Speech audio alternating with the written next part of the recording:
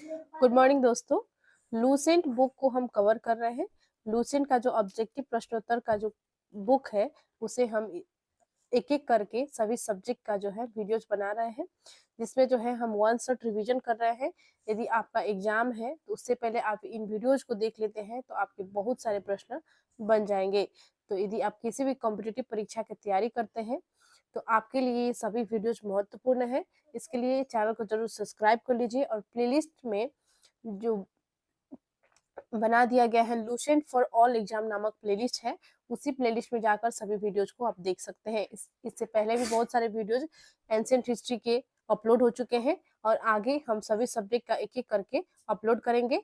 आज हम करने वाले हैं एंशिएंट हिस्ट्री से संबंधित प्रश्नोत्तर, जो कि महाजनपद काल नामक चैप्टर से होंगे। इससे संबंधित जितने भी ऑब्जेक्टिव क्वेश्चंस बनते हैं हम इस वीडियो में कर लेंगे। एक ही वीडियो में पूरे प्रश्न हम कर लेंगे। और आपके लिए जो है, यदि आपको इस तरह से समझ में नहीं आ रहा है तो आपको कोई चिंता की बात नहीं है। ये जब सीरीज कंप्लीट हो जाएगा, इसके पश्चात जो है हम एक एक क्वेश्चन को डिस्कस करते हुए फिर इन्हीं लूसेंट के जो क्वेश्चंस हैं इन्हें सॉल्व करेंगे।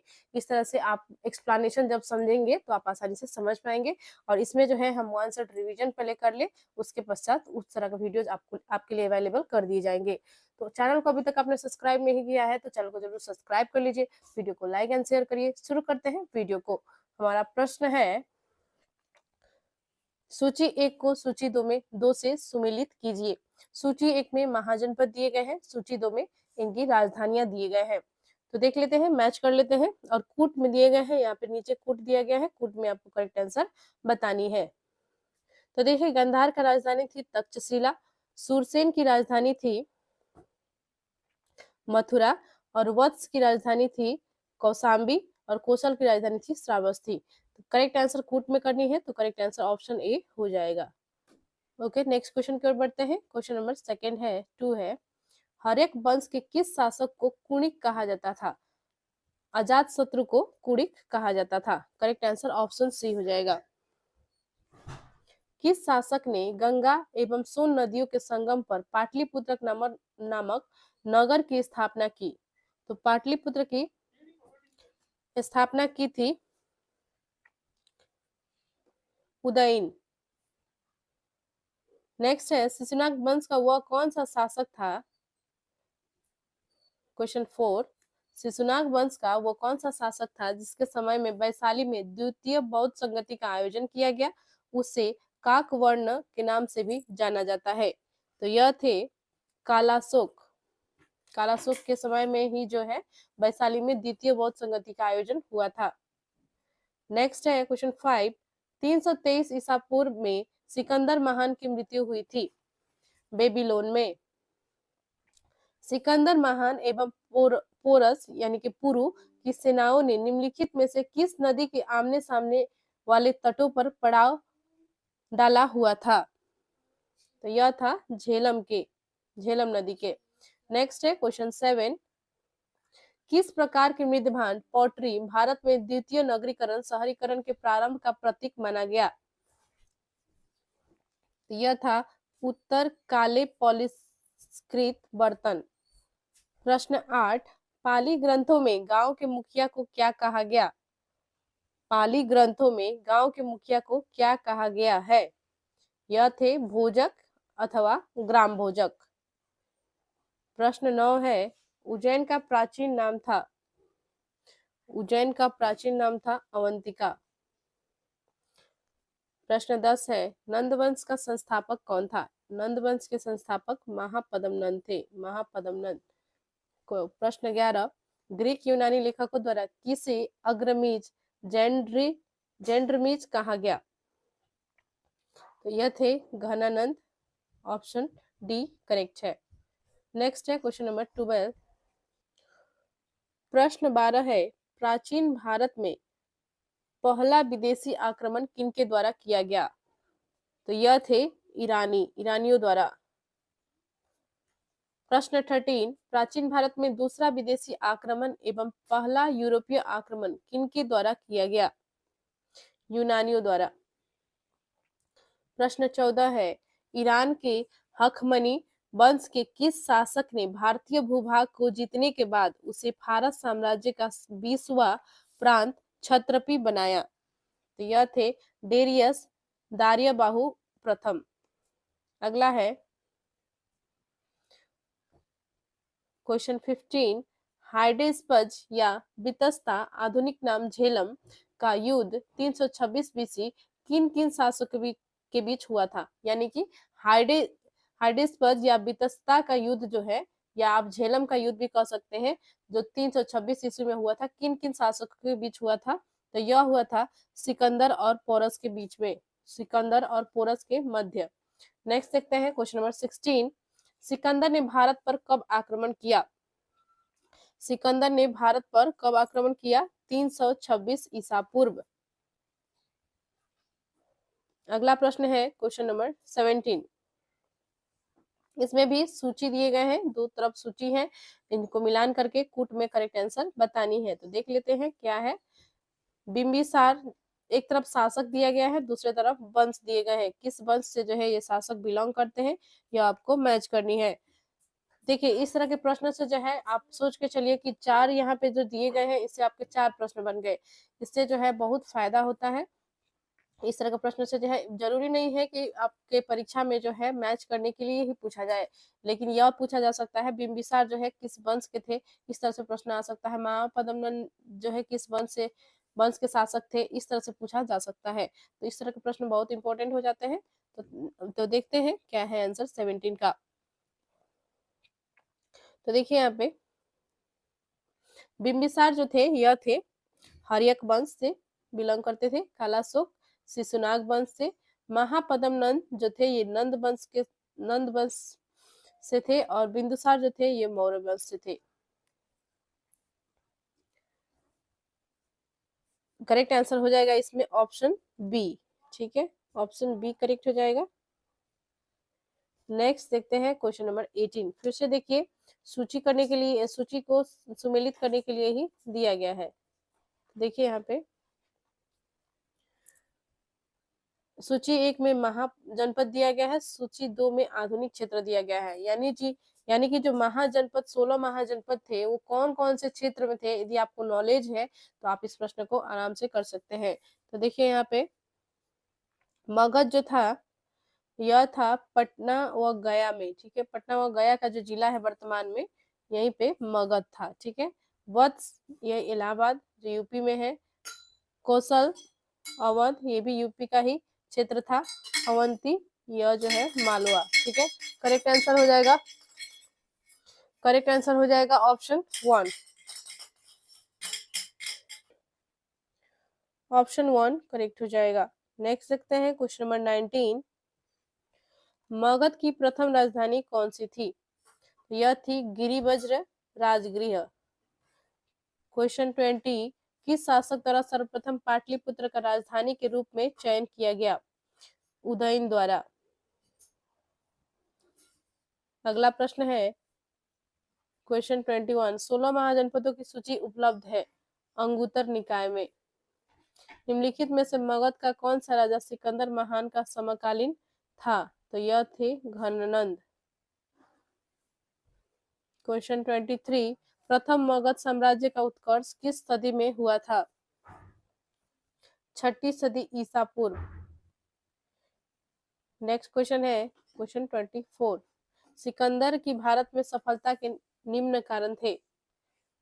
भारत में तब कोई केंद्रीय सत्ता नहीं थी, उनकी सेना श्रेष्ठ प्रकार की थी, उसे देशद्रोही भारतीय शासकों का सहयोग मिला, वह एक अच्छा प्रशासक था। तो देश में देखिए इसमें 4 ऑप्शंस दिए गए हैं और इसमें चूज करना है कि सिकंदर में जो भारत में जो सिकंदर को सफलता मिली, तो इसके पीछे क्या क्या कारण थे उसको चूज करनी है। तो देखिए भारत में तब कोई केंद्रीय सत्ता नहीं थी, ये करेक्ट है। उनकी सेना श्रेष्ठ प्रकार की थी, ये भी करेक्ट है। उसे देशद्रोही भारतीय शासकों को सहयोग मिला, ये भी सही है। वो एक अच्छा प्रशासक था, ये भी सही है। चारों ऑप्शन सही दिए गए हैं, करेक्ट आंसर ऑप्शन डी हो जाएगा 1, 2, 3 एवं 4। नेक्स्ट देखते हैं क्वेश्चन नंबर 25, फिर से सूची दिए गए हैं जिसे सुमेलित करना है। तो देखिए राजा और राज्य को जो है इसमें मिलान करनी है। तो प्रदूत जो थे यह थे अवंती के राजा, उदयन जो थे यह वत्स के राजा थे, प्रसेनजीत यह थे कोसल के राजा और अजात शत्रु मगध के। करेक्ट आंसर हो जाएगा ऑप्शन सी। नेक्स्ट देखते हैं क्वेश्चन 26। अभिलेखीय साक्ष्य से प्रकट होता है कि नंद राजा के आदेश से एक नहर खोदी गई थी। तो यह खोदी गई थी कलिंग में। क्वेश्चन 27 है, पहला ईरानी शासक जिसने भारत के कुछ भाग को अपने अधीन किया था, यह था डेरियस। क्वेश्चन 28, मगध के राजा अजातशत्रु का सदैव किस गणराज्य के साथ युद्ध रहा?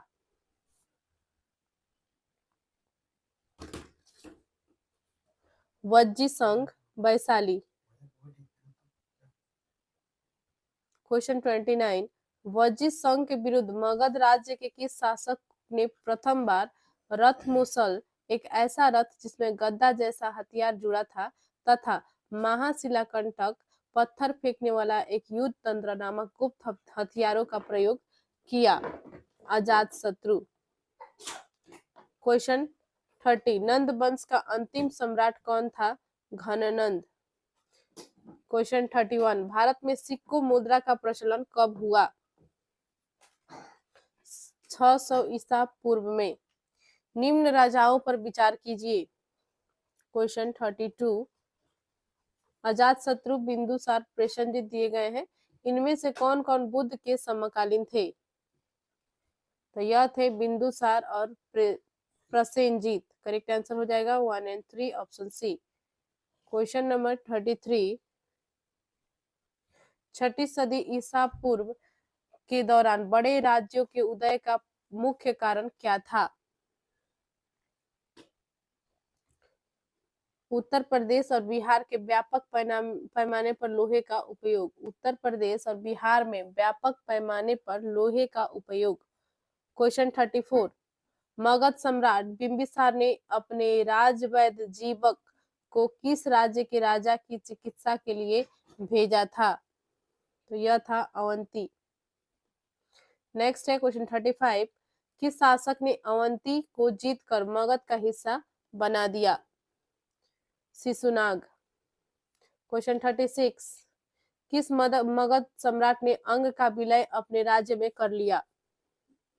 बिंबिसार। क्वेश्चन 37, शिशुनाग ने किस राज्य का विलय मगध साम्राज्य में नहीं किया? तो यह था काशी। क्वेश्चन 38, काशी और लिच्छवी का विलय मगध साम्राज्य में किसने किया? अजातशत्रु। नेक्स्ट है क्वेश्चन 39, मगध साम्राज्य के बारे में कौन सा सही नहीं है? कौन सा सही नहीं है?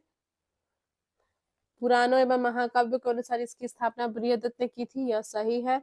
महापद्मनाभ ने इसके सर्वाधिक विस्तार प्रदान किया तथा सर्वछत्रांत क्षत्रियों का अंत करने वाला एवं इकराट की उपाधि धारण की। गिरिवज्र, राजकीय, पाटलिपुत्र एवं वैशाली क्रमश से इसकी 4 राजधानियां बनी। ये सभी सही है, इनमें से कोई नहीं। सही नहीं है तो इनमें से कोई नहीं। अगला है क्वेश्चन 40, सिकंदर के आक्रमण के समय उत्तर भारत पर निम्नलिखित राजवंशों में किस एक का शासन था? नंद। क्वेश्चन 41, निम्नलिखित में से कौन सा एक ईसा पूर्व 6वीं सदी में प्रारंभ में भारत का सर्वाधिक शक्तिशाली नगर राज्य था? मगध।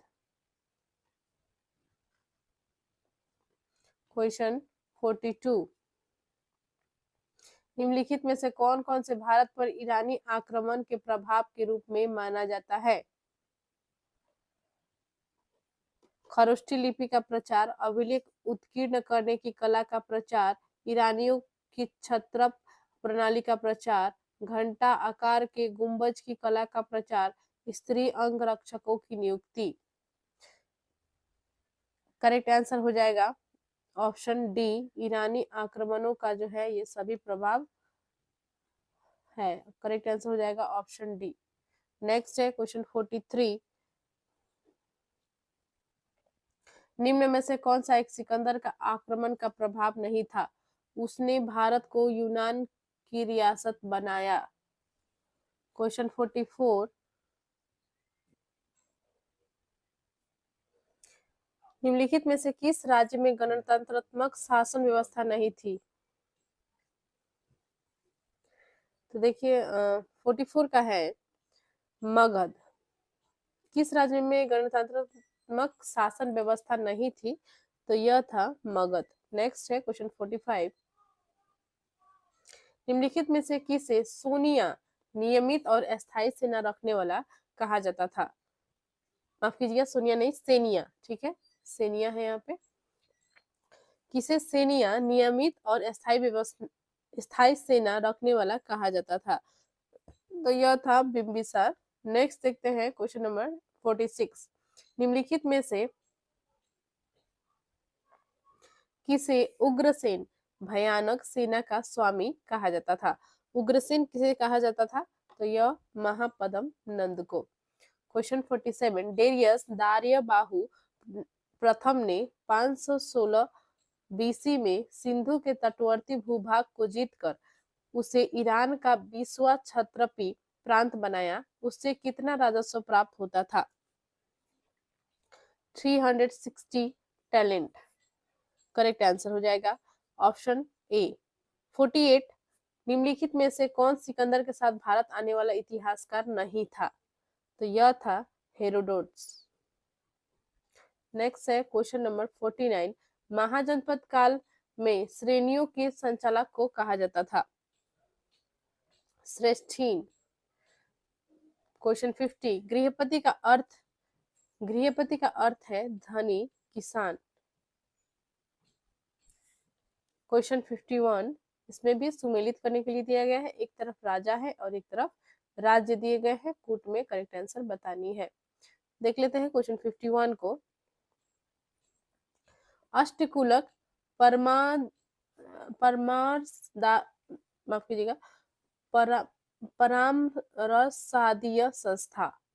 देखिए कुछ नाम ऐसे होती है कि प्रोनाउंस करने में दिक्कत होती है। ठीक है, नेक्स्ट है महामात्र, यह थे उच्च कोटि के अधिकारी। बलि साधक, किसानों के कर वसूलने वाला अधिकारी।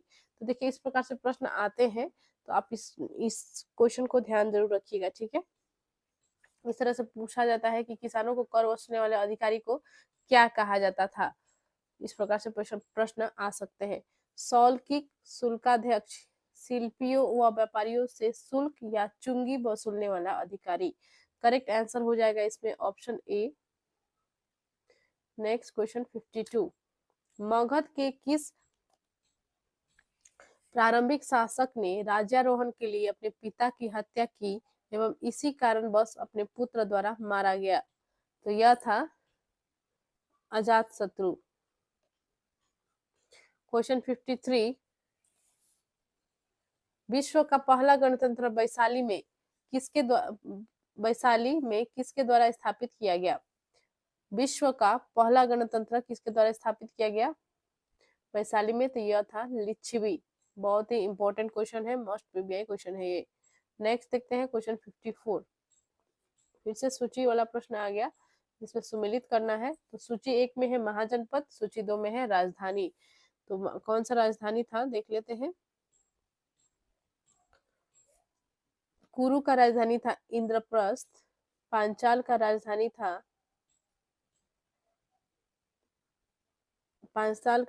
था अहिच्छत्र। ठीक है, और कोसल का जो राजधानी था वह था साकेत।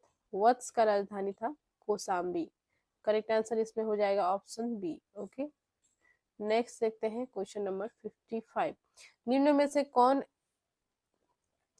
एक बौद्ध ग्रंथ 16 महाजनपदों का उल्लेख मिलता है? इस पिछले प्रश्न में भी हमने ये कर लिया है, यह था अंगुत्तर निकाय।